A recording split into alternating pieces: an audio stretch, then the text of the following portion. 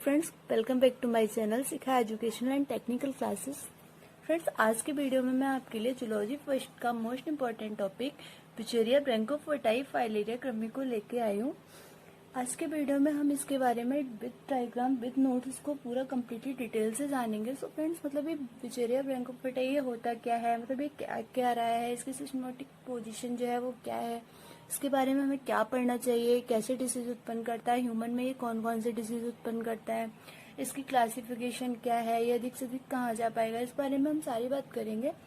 Friends, अगर अभी तक आपने हमारे चैनल को सब्सक्राइब नहीं किया है तो नीचे आपको रेड आइकन का सब्सक्राइब बटन दिख रहा होगा, उस पर प्रेस करके चैनल को सब्सक्राइब कर लीजिए।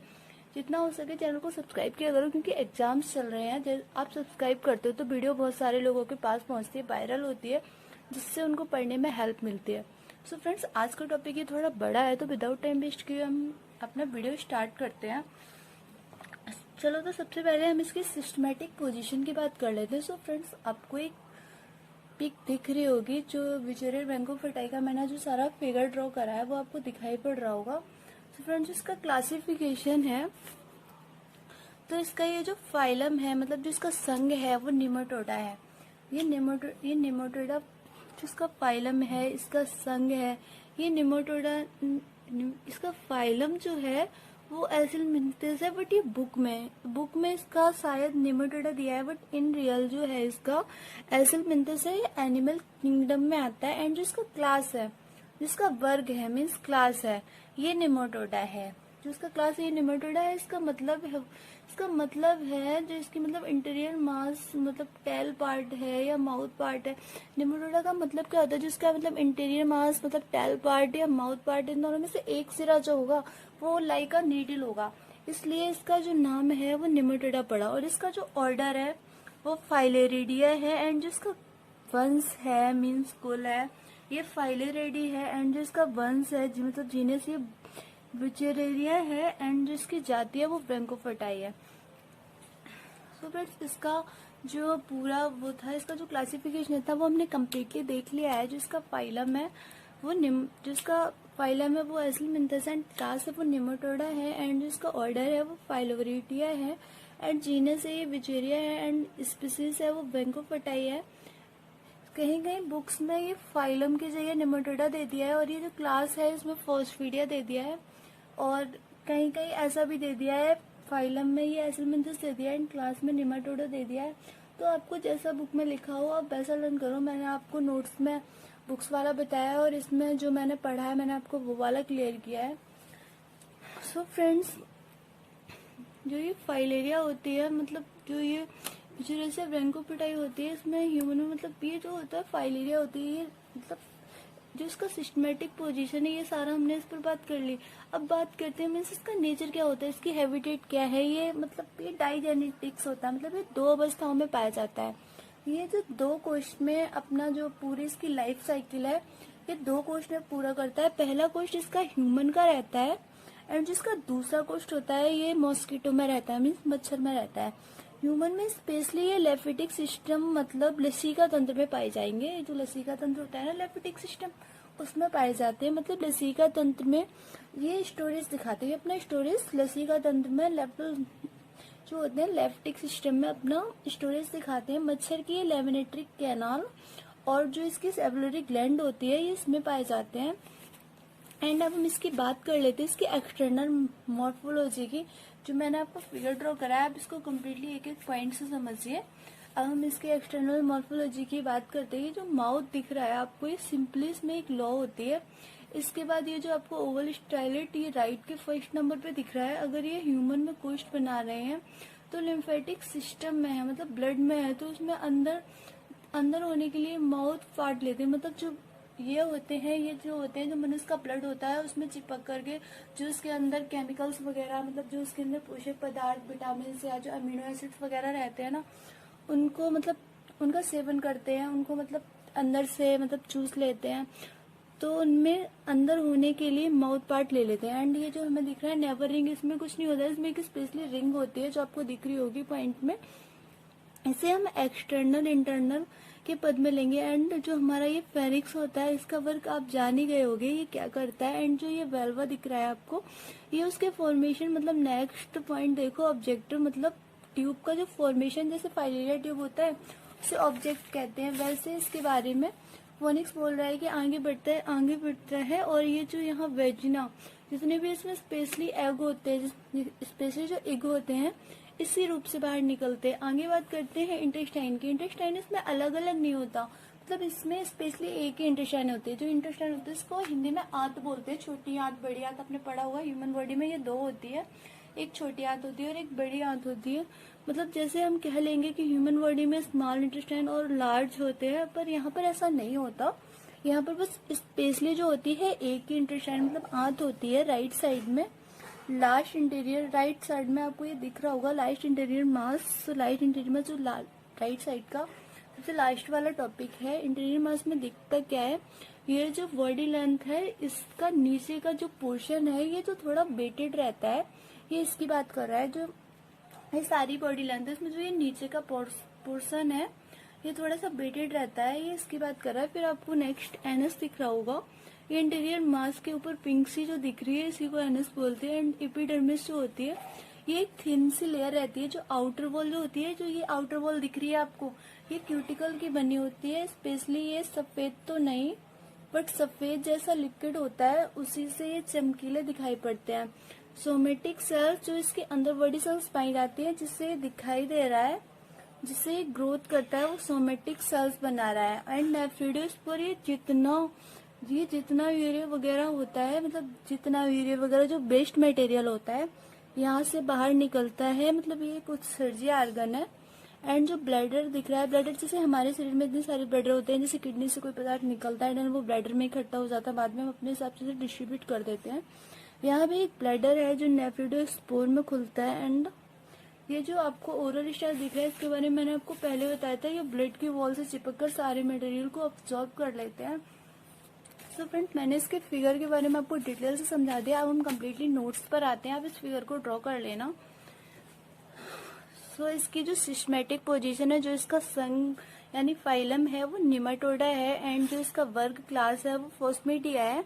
एंड जो इसका गर्ड है वो फाइलेरिडिया है, मतलब ऑर्डर जो है इसका फाइलेरिडिया है। एंड जो इसका कुल फैमिली है ये फाइलेरिडी है। एंड जो इसका वंश जीनियस है ये विजेरिया है। एंड जो इसकी स्पीसीज है ये ब्रैंकोफिटाई है। एंड अब इसका हम डिस्ट्रीब्यूशन देख लेते हैं।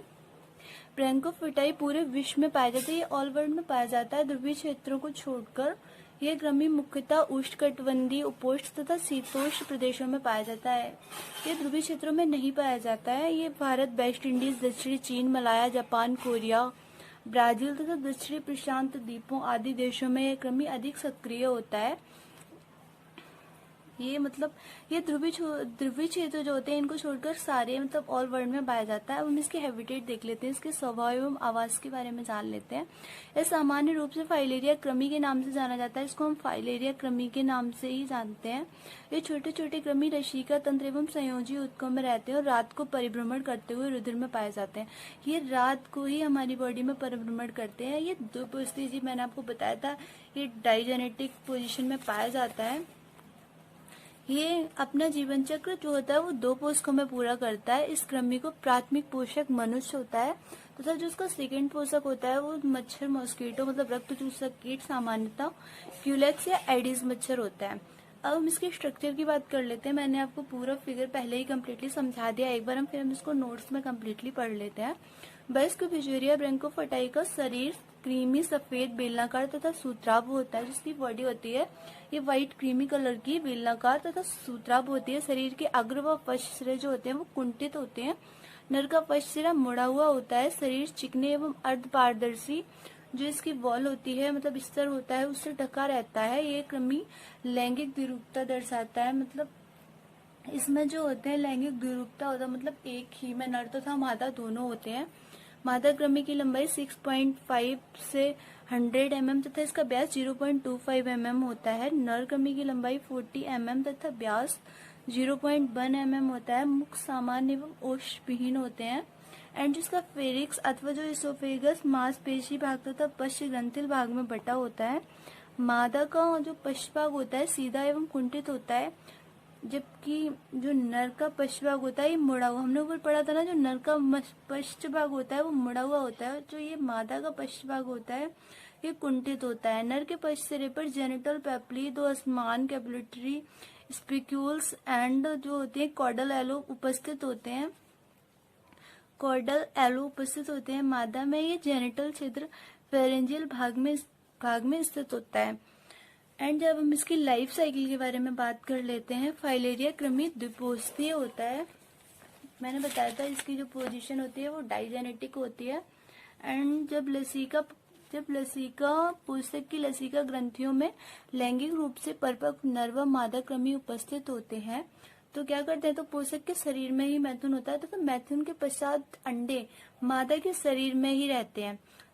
इसके पश्चात जो इसके एग्स होते हैं, जो इसके अंडे होते हैं, ये मादा के शरीर के अंदर ही रहते हैं, मादा किशोरों को जन्म देते हैं। तो जो वो किशोर होते हैं उनको माइक्रोफाइलेरी कहते हैं। एंड जो माइक्रोफाइलेरी होते हैं देखने में बहुत छोटे छोटे होते हैं, मतलब सूक्ष्मदर्शी होते हैं, जिनकी लंबाई 0.2 mm से 0.3 mm होती है। प्रत्येक माइक्रोफाइलेरी एक पतले कोमल झिल्ली सम जो इसका कवर होता है, आवरण होता है, उससे ढका रहता है। इसमें वयस्क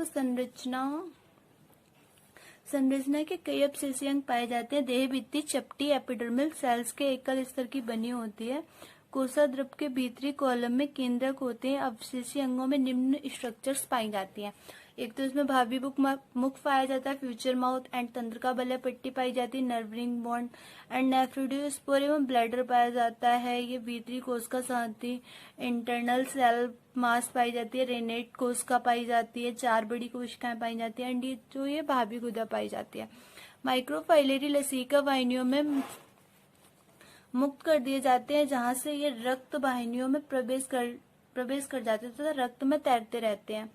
अब ये थोरिक्स में गहराई में स्थित रक्त वाहिनियों में पहुंच जाते हैं। यदि इन माइक्रोफाइलेरियों को मच्छरों द्वारा रक्त के माध्यम से नहीं चूसा जाता है तो ये 70 दिन की, तो ये 70 डेज के अंदर अपने आप जो होते हैं वो खुद ही नष्ट हो जाते हैं। माइक्रोफाइलेरी मनुष्य के रक्त में दिन व रात का अपवर्तन प्रदर्शित करते हैं, जिसको क्या बोलते हैं, जिसको दैनिक आवर्त डायूरिनल राइटम बोलते हैं।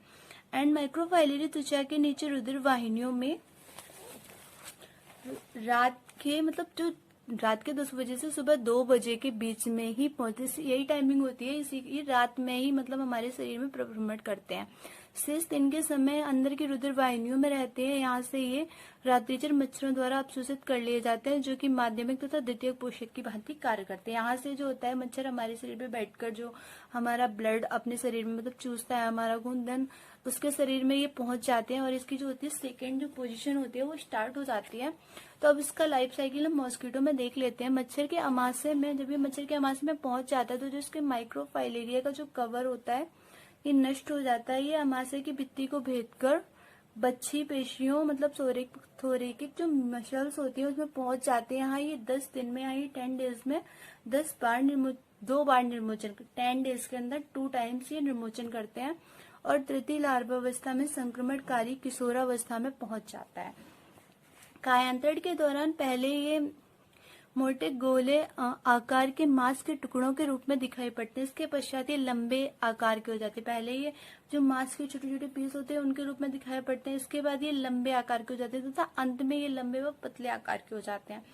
इन्फेक्शन ऑफ न्यू ह्यूमन मतलब नए मानव पोषण में इसका संक्रमण कैसे होता है। अब संक्रमणकारी किशोरावस्था में प्रोविसिस तुंड में पहुंच जाते हैं, तो संक्रमणकारी किशोरावस्था में पहुंच जाते हैं। संक्रमणकारी किशोरावस्था में कीट लगभग 1.5 म्यू लंबा होता है। जब मच्छर किसी स्वस्थ मनुष्य को काटता है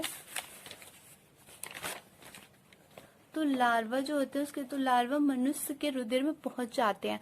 जब किसी स्वस्थ मनुष्य को काटता है तो जो उसके लार्वा होते हैं वो मनुष्य के रुधिर में पहुंच गए, जहां से ये लसिका वाहिनियों में 0020 लसिका मार्ग में पहुंचकर वयस्क अवस्था में विकसित हो जाते हैं। लैंगिक परिपक्वता प्राप्त करने के पश्चात ये नया जीवन प्रारंभ करते हैं। लैंगिक परिपक्वता प्राप्त करने के पश्चात ये जो होते हैं फिर ये मच्छर के उसमें आमाशय में चले जाते हैं। और लास्ट में ये जो आपको लाइफ साइकिल का फिगर दिख रहा होगा इसको एग्जाम में जरूर बना देना, इससे अच्छे मार्क्स आएंगे। और जो मैंने आपको ये ब्रैंकोफाइटाई का ये जो फिगर दिखाया था इसको ड्रा कर लेना। सो फ्रेंड्स आप इसका स्क्रीनशॉट ले लो, देन आप इसको आराम से ड्रॉ कर लेना। So friends, if you like my video, then subscribe my channel. Also do like, comment and share. Never forget to press bell icon and never miss an updates.